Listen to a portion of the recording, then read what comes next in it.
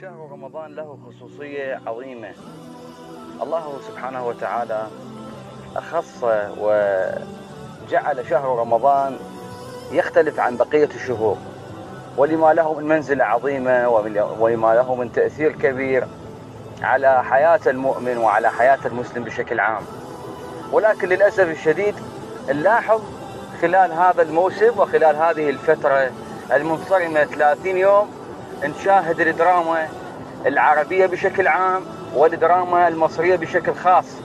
وأنا تحدثت في السنة الماضية في رمضان 2022 وفي هذا الشهر شهر رمضان 2023 الدراما العراقية نراها بعيدة كل البعد عن الواقع الحقيقي والمسؤولية الملقاة على عاتق الإنسان والمسلم في هذا الشهر الفضيل.